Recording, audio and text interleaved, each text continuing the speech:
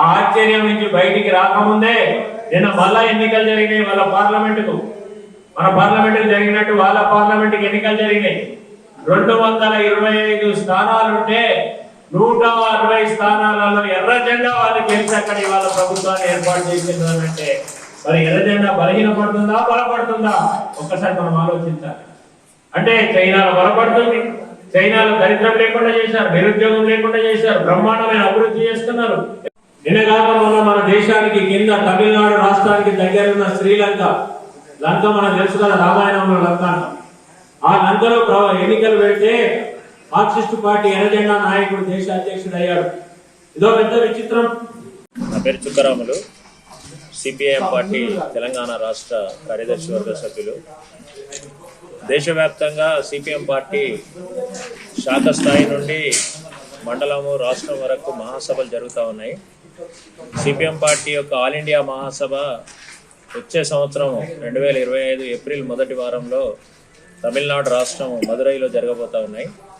ఈ all India మహాసభ కంటే ముందు మా నిబంధనావళి ప్రకారంగా అన్ని స్థాయిల్లో మహాసభలు జరిపి మేము పై కమిటీ మహాసభకు ప్రతినిధులను ఎన్నుకోవడం, అట్లాగే ఎక్కడికక్కడ మండల కమిటీలు, జిల్లా కమిటీలకు కొత్త నాయకత్వాన్ని ప్రజాస్వామ్య పద్ధతిలో ఎన్నుకోవడం అనేటువంటిది సిపిఎం పార్టీ నిబంధనావళి సంబంధించిన అంశము. దాన్ని మేము పూర్తి చేయబోతున్నాం. ఈ సందర్భంగానే ప్రజలు ఎదుర్కొంటున్నటువంటి అనేక సమస్యల్ని కూడా ఈ మహాసభలలో మేము చర్చిస్తున్నాం. ముఖ్యంగా దేశానికి సంబంధించి నరేంద్ర మోడీ ప్రభుత్వం అధికారంలోకి వచ్చిన తర్వాత, తిరిగి మూడోసారి అధికారంలోకి వచ్చిన తర్వాత పాత విధానాల కొనసాగింపే జరుగుతూ ఉంది. దీనివల్ల ప్రజల మీద భారాలు పెరుగుతున్నాయి. ముఖ్యంగా ద్రవ్యోల్బణము చాలా పెద్ద ఎత్తున పెరుగుతూ ఉంది. ధరల పెరుగుదల అనేటువంటిది సాధారణమైనటువంటి ప్రజల్ని చాలా ఇబ్బందులకు గురి చేస్తున్నటువంటి పరిస్థితి ఉంది. రిజర్వ్ బ్యాంకు నిర్ణయించుకున్నటువంటి 4% ద్రవ్యోల్బణం అనేటువంటిది ఈరోజు అక్కడ ఆగే పరిస్థితి కనబడతలేదు. అది 6%, 7% కూడా పెరిగినటువంటి పరిస్థితి ఉంది. అనేక వస్తువుల ధరలు, ముఖ్యంగా పేదలు, మధ్యతరగతి ప్రజలు వాడేటువంటి నిత్యావసరాలు మొదలుకొని అనేక వస్తువుల ధరలు కూడా ఈ కాలంలో విపరీతంగా పెరిగినాయి. ఈ మధ్యనే ఒక సర్వే ప్రకారం మన భారతదేశంలో ధనికుల నుంచి పేదల వరకు అందరూ వాడేటువంటి 3 రకాల కూరల యొక్క ధరల్ని విశ్లేషణ చేశారు. ఉదాహరణకు టమాటో ధర చూస్తే ఈ 9 నెలల కాలంలో 42% పెరిగినట్టుగా చెప్పారు. అట్లాగే ఇవాళ ఉల్లిపాయల ధరలు, ఉల్లిగడ్డల ధరలు కనుక చూస్తే 62% పెరిగినాయి. బంగాళాదుంపల యొక్క ధరలు 67.7% పెరిగినాయి. అందుకని ఈ 3 వస్తువులు ధరల్ని కనుక గమనిస్తే పరిస్థితి ఏ రకంగా ఉంది అనేటువంటిది ఇవాళ మనకు అర్థమవుతా ఉంది. అందుకని ఈ ప్రభుత్వం ఒకవైపు ఎఫ్సిఐ గోడౌన్లలో పూర్తిగా ధాన్యం నిండుకొని ఉంది. ఇవాళ పందికొక్కులు ఆ ధాన్యాన్ని తినే పరిస్థితి తప్ప పేదలకు ఇచ్చేటువంటి పరిస్థితి మాత్రం కనబడతలేదు. ఇవాళ మన పౌర సరఫరాల వ్యవస్థను బలోపేతం చేసి ప్రజలందరికీ కూడా నిత్యావసరాలు పంపిణీ చేయడం ద్వారా ఈ ధరల్ని అరికట్టేటువంటి అవకాశం ఉంది. అటువైపు ఈ ప్రభుత్వం ఆలోచిస్తలేదు. రెండోది, అనేక సరుకులు ఈరోజు బ్లాక్ మార్కెట్కు తరలిపోవడం వల్ల ఈ నిత్యావసరాల కొరత సృష్టించి ధరలు పెరుగుతూ ఉన్నాయి. దీని మీద కూడా ప్రభుత్వం తగిన చర్యలు తీసుకోవడానికి ముందుకు రాకపోవడం శోచనీయం. అందుకని ప్రభుత్వాన్ని మేము డిమాండ్ చేస్తున్నాం, ఈ ధరల పెరుగుదలను తక్షణం అరికట్టాలని. ఇక రెండో ముఖ్యమైన సమస్య నిరుద్యోగము. ఈ కాలంలో బాగా దేశంలో పెరుగుతూ ఉంది. నిరుద్యోగాన్ని పరిష్కారం చేయడానికి ప్రభుత్వం నిర్మాణాత్మకమైనటువంటి చర్యలు తీసుకోవట్లేదు. గౌరవప్రదమైనటువంటి ఉద్యోగాలు కల్పించాలి అనేటువంటి వైపు ఈ ప్రభుత్వం ఆలోచిస్తలేదు.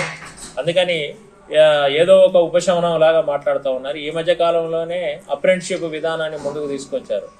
ఇవాళ కంపెనీలు, సంస్థలు నిరుద్యోగులను ఇంటర్న్షిప్ పేరు మీద, అప్రెంటిస్షిప్ పేరు మీద రిక్రూట్ చేసుకుంటే వాళ్ళకు ప్రభుత్వం 4,500 వరకు ఆర్థికంగా సంస్థలకు సహాయం చేస్తుందంట.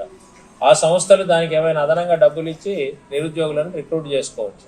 వీళ్ళ కాల పరిమితి 1 సంవత్సరం. మరి ఆ తర్వాత పరిస్థితి ఏమిటి అంటే, ఇప్పుడు సంస్థలకు ఒక వెసులుబాటు దొరుకుతుంది. పెద్ద ఎత్తున కూడా ఈ నిరుద్యోగులను రిక్రూట్ చేసుకొని వాళ్ళ శ్రమ దోపిడీ చేసుకోవడానికి ఒక అవకాశం ప్రభుత్వమే అధికారయుతంగా కల్పించడం అనేటువంటిది చాలా శోచనీయం. ఇవాళ అనేక బ్యాంకులు లాంటి, ఉదాహరణ కెనరా బ్యాంకు 4,000, 5,000 మంది అప్రెంటిస్లను మేము రిక్రూట్ చేసుకుంటామని చెప్తున్నారంటే దీని తీవ్రత మనకు అర్థమవుతుంది.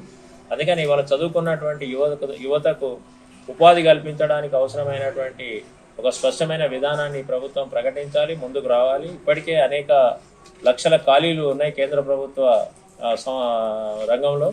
అట్లాగే పబ్లిక్ సెక్టార్ నిర్వీర్యం అవుతుంది, రైల్వేస్ నిర్వీర్యం అవుతున్నాయి, అంతా ప్రైవేటీకరణ కొనసాగుతున్న పరిస్థితి ఉంది. అందుకనే ఈ నిరుద్యోగ సమస్యను పరిష్కారం చేయాలని చెప్పేసి వాళ్ళ మేము కేంద్ర ప్రభుత్వాన్ని డిమాండ్ చేస్తున్నాం. అట్లాగే రాష్ట్రంలో అధికారంలోకి వచ్చినటువంటి రేవంత్ రెడ్డి ప్రభుత్వం యొక్క ప్రజాపాలన అని చెప్పుకున్నారు, కానీ ఇప్పుడు ప్రజాపాలన ఎక్కడ జరుగుతున్నట్టుగా మనకేం కనిపిస్తలేదు. ఎందుకంటే ఈరోజే చూసాము, ఇక్కడ విద్యార్థి సంఘం నాయకుడిని అరెస్ట్ చేశారట. ఎస్ఎఫ్ఐ విద్యార్థి సంఘం నాయకుడిని అరెస్ట్ చేసి పోలీస్ స్టేషన్లో కూర్చోబెట్టారు. ఎందుకు కూర్చోబెట్టాలి? ఏమి దానికి కారణం లేదు. ఇంకో విద్యార్థి సంఘం ఏదో ఇవాళ ఆందోళనకు పిలిపించిందంట, అందుకని అన్ని విద్యార్థి సంఘాల నాయకులను అరెస్ట్ చేసి పోలీస్ స్టేషన్లో కూర్చోబెడుతున్నారు. ఇదేం ప్రజాస్వామ్యం?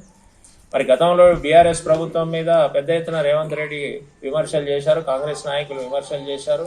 వీళ్ళు పర్యటనలకు వచ్చినప్పుడు ప్రతిపక్షం వాళ్ళను అదుపులోకి తీసుకొని పోలీస్ స్టేషన్లలో పెడుతున్నారు. ఇదేం ప్రజాస్వామ్యం అని చేర్యాల ఏదైతే ఉందో దాన్ని రెవెన్యూ డివిజన్ చేయాలనేటువంటిది ఉంది. ఆ నియోజకవర్గం కూడా కోల్పోయినటువంటి పరిస్థితి ఉంది. ఆ నియోజకవర్గాన్ని పునరుద్ధరించాలని, అట్లాగే రెవెన్యూ డివిజన్ వెంటనే ప్రకటించాలని భవిష్యత్తులో పోరాటాలు నిర్వహిస్తాం. ప్రభుత్వం వెంటనే ప్రకటించాలని మహాసభ సందర్భంగా డిమాండ్ చేస్తున్నాం. అట్లాగే అనేక పోరాటాల మధ్య మున్సిపల్ కోర్టు ఇక్కడ శాంక్షన్ అయింది. అది ప్రారంభం కాకుండా కాలయాపన జరుగుతున్నట్టు ఉన్నది కాబట్టి దీన్ని వెంటనే ప్రారంభించాలనేటువంటిది కూడా ఈ మహాసభ సందర్భంగా డిమాండ్ చేస్తూ తీర్మానం చేస్తున్నాం. అట్లాగే చేర్యాల పట్టణంలో ఉన్నటువంటి ప్రభుత్వ హాస్పిటల్ ఏదైతే ఉందో ఈ హాస్పిటల్లో సౌకర్యాలు తక్కువ ఉన్నాయి. అట్లాగే బెడ్స్ సరిగా లేవు. అట్లాగే ఏదైతే డాక్టర్స్ సిబ్బంది కూడా లేనటువంటి, మందులు కూడా అందుబాటులో లేనటువంటి పరిస్థితి ఉంది.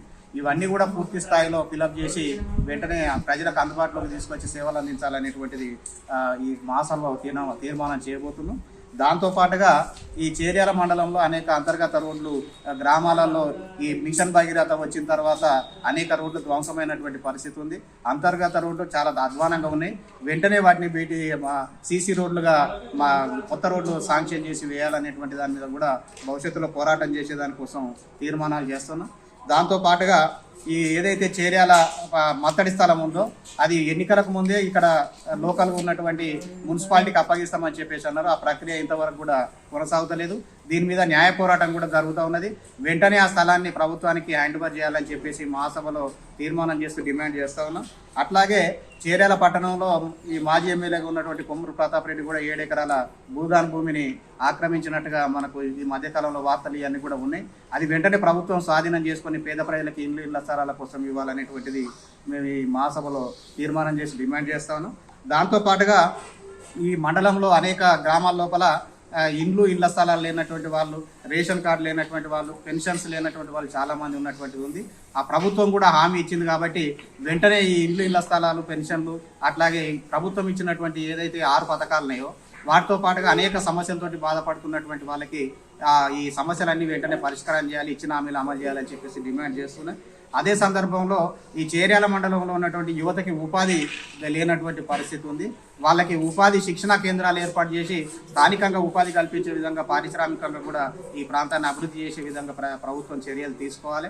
అట్లాగే అన్ని రకాల సమస్యలు, స్థానికంగా ఉన్నటువంటి సమస్యల మీద ఈ మహాసభలో తీర్మానం చేసి రానున్నటువంటి రోజుల్లో బలమైనటువంటి పోరాటాలు ఈ మహాసభ సందర్భంగా చేస్తామని చెప్పేసి తీర్మానాలు చేస్తున్నాం. కాబట్టి మీరందరూ కూడా ఈ ఏదైతే ఈ ప్రెస్ మీట్కి వచ్చి మీరందరూ హాజరై ఇదంతా కూడా కొంత ప్రచారానికి మీరందరూ సహకరించడానికి వచ్చారు. మీ అందరికీ కూడా పేరు పేరున ధన్యవాదాలు తెలియజేస్తూ ఈ ప్రెస్ మీట్ని ఇంతటితో ముగిస్తాం.